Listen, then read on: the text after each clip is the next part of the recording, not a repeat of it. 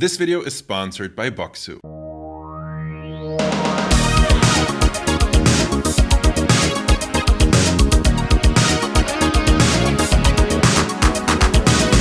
Hey guys, so one of the things I love to do most on this channel is learn about the world and other cultures through food and history. If you remember, I used to do quite a lot of traveling to achieve that, but that's obviously become a little bit difficult and I miss it. And so, since I can't fly around the world as easily these days, I thought, why not let the food come to me? And for that, we're trying something new on the channel, which we're calling the Contributor Series. We invited 4 super talented and, in my opinion, highly underrated food creators from different backgrounds all over the world to come on the channel and tell us something about one dish that means a lot to them. So without further ado, let me introduce you to our very first contributor, and her name is Neema.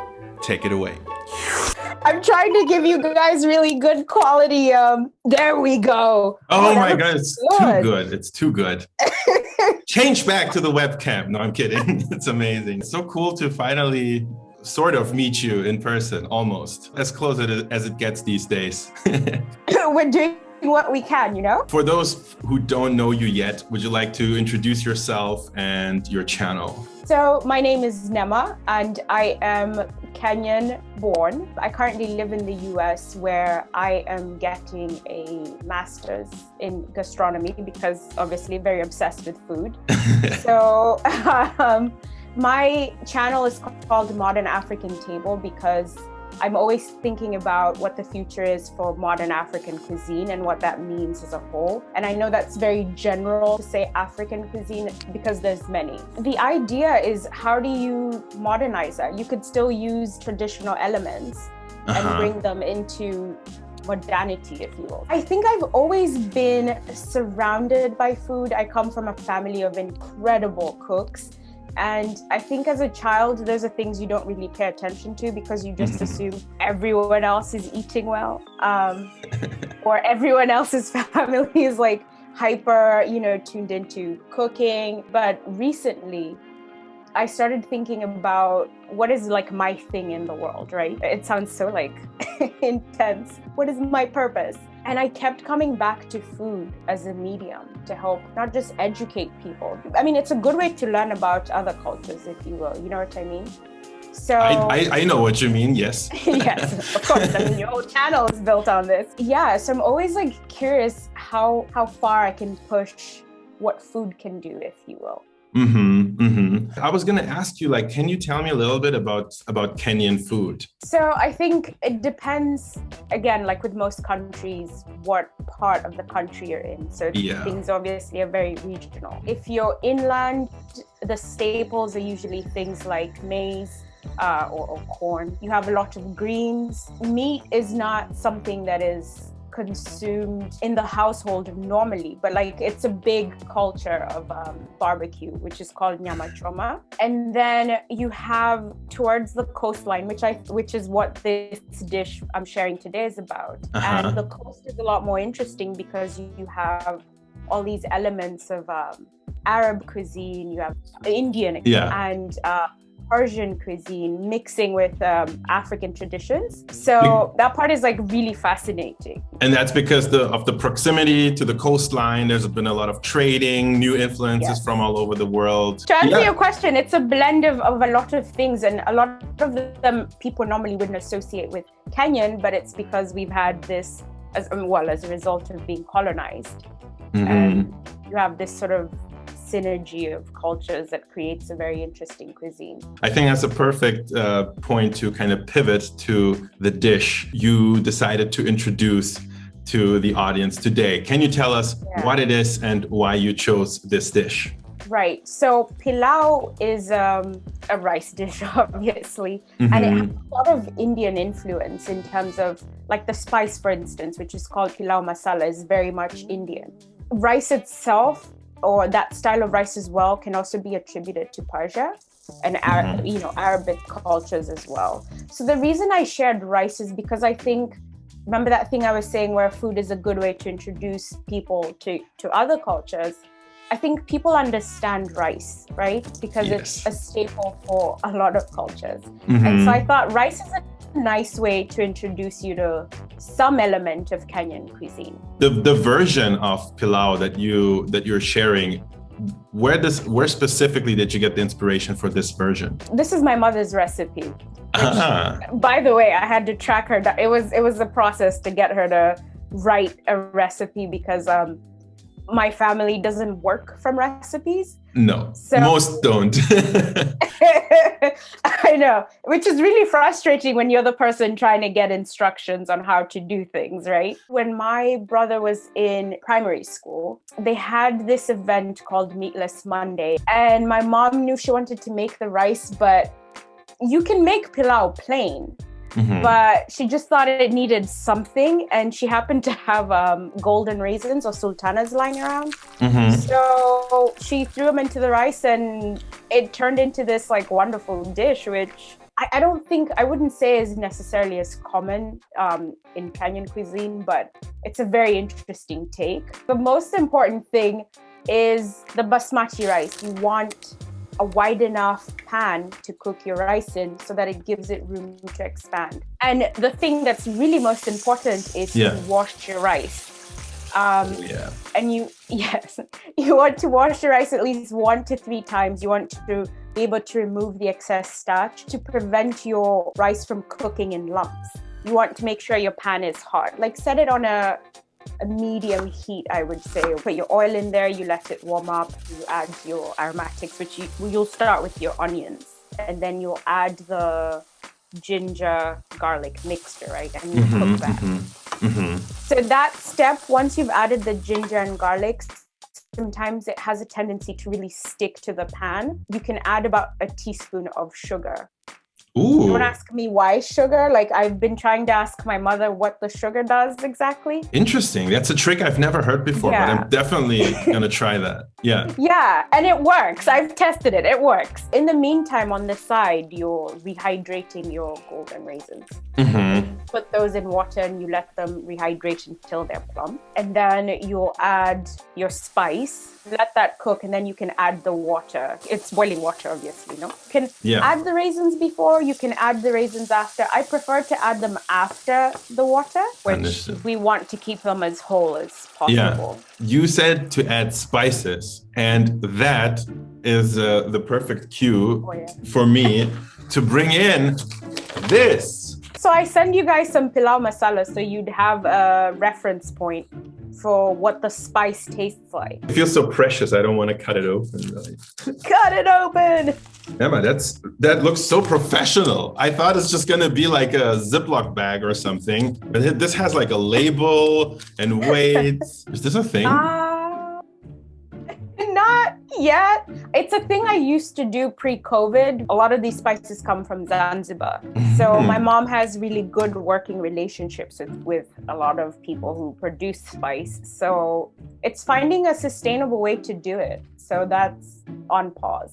So you guys sourced the ingredients for this yourself? Yes. Oh my God, it smells very good. Oh, look, it's like whole spices. I was expecting a powder, but this is whole spices. I don't know if you feel this way, but I personally think you have to keep your spices whole until you're ready to use them. You get a completely different flavor profile than if you grind them and keep it ground. We're obviously going to have a full recipe linked below for everybody to follow along. So for everybody who's not as lucky as us, what is in here? So I'm seeing some cardamom, cloves. What is that? Cinnamon? Yeah, cinnamon bark. There's cumin and black pepper. It smells really good. It smells like, ridiculous. Black cardamom. Yeah. Okay, so this is the spice blend. So I grind this into a powder, and that is going to be my spice mix for the pilau. Exactly. Well, most of it is done, but then comes the tricky part for some people, unfortunately. You're going to add your washed rice. You're going to give it like a gentle stir. You want to really be mindful of not burning your rice, but also not agitating it too much where you end up with clumpy rice. Once it's boiled, you can reduce the heat and just keep a watchful eye. You should keep the lid on. If you're worried about not being able to tell how your rice is cooking, you can take a fork and just sort of stick in gently. That should tell you, you know, how far or how well your rice is cooking. And then you just let that, you know, kind of simmer until the rice is done, and that's kind of it, right? Yeah. How do you eat this pilau? It's really simple. Pilau is like really a celebratory dish in a lot of parts of Kenya. Yeah. So you won't normally just be serving pilau on its own. There's usually an assortment of other things. So there's meat stew, there's like sauteed vegetables on the side. But the one thing that it usually gets served with is like this, it's sort of like a pico de gallo version called kachumbari. And it's like your tomatoes, some red onions, some chili pepper, and you can have lemon or lime juice in it and salt. And that gets served with the pilau. Would it get served like on the side, or would you like drizzle it on top, or how would you do it? That's your business. Okay. What's the tool, like eating tool of choice in Kenya? Okay. So if you can use a fork, a spoon, whatever. But when we were growing up, like we'd eat a different version of pilau because there are also versions with meat in them. That was served in a very communal setting where you're sitting on a mat outside, like in a courtyard under coconut trees. And it's like a giant platter, I know. And, you know, everybody's sort of eating with their hands. Okay. So, I mean, culturally, eating with your hands is fine. It's like very like comfortable, you know? I am set and very excited to try your pilau. The spice mix still smells amazing. Before I let you go, would you like to invite everyone to your channel? My website is modernafricantable.com.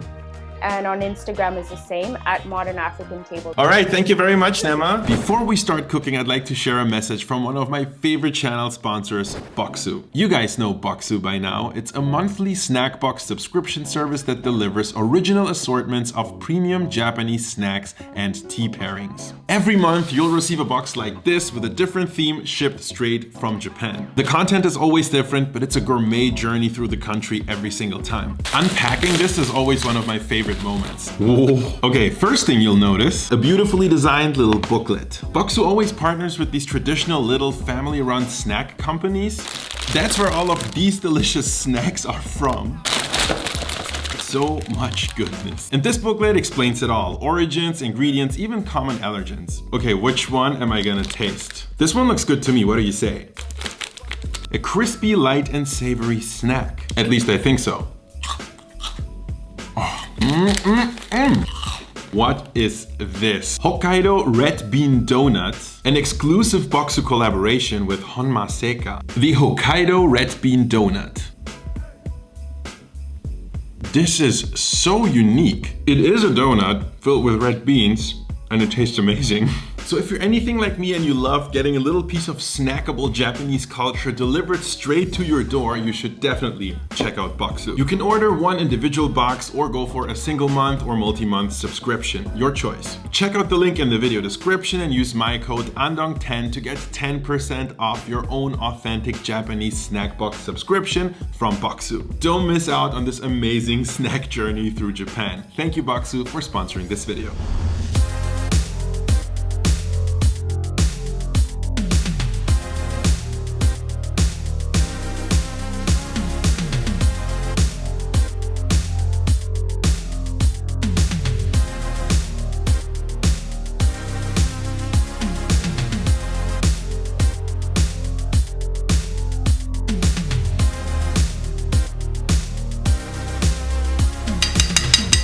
Dinner is served. Okay, it's lunchtime, but lunch is served. Guys, please join me for the tasting of this incredibly looking pilau. Neema's Kenyan style pilau. Yeah, okay, let's taste. Wow, like sweet and fragrant rice. When you first blend the spice, you smell it being like super warm and sweet, but the sultanas actually add to the taste aspect of that scent. They almost turn meaty, you know? Like the texture of them is meaty. And then the flavor combines incredibly well with the seasonings.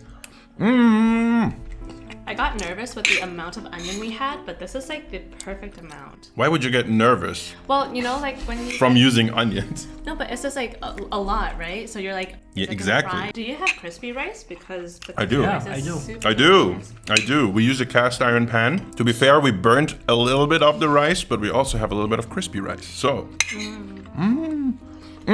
guys, also try some of the fresh veggies. Neema said you could make some kind of like easy salsa with whatever you have around. So what I decided to do is just make a veggie platter, which is kind of, you know, Middle Eastern style, sort of. And something I love to eat at my favorite hummus places. Ooh, try to take a petal of onion and then scoop some of the rice.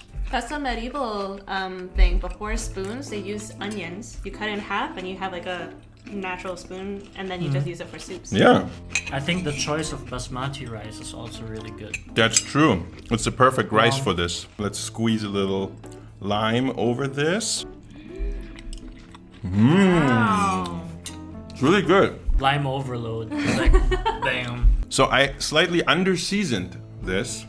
So I was thinking maybe you should just add some more salt now. No problem. But I had a better idea. Soy sauce. For some reason, I think soy sauce will go really, really well with this. Just a couple drops of soy sauce.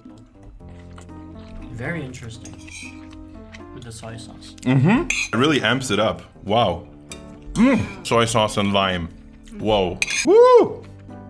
Oh, thank you so much for sharing this recipe. It's so delicious. Mm-hmm. I definitely would make this. 3, 2, 1. Woo! We forgot what I'm supposed to say. I want to say a big thank you to Andong and his team, Grace and Eypee, for a wonderful collaborative experience. I hope you all enjoyed this episode, and I really look forward to seeing your creations. Now, if you have any questions or you'd like to connect further, you can find me on modernafricantable.com or at modernafricantable on Instagram. Thank you. Bye.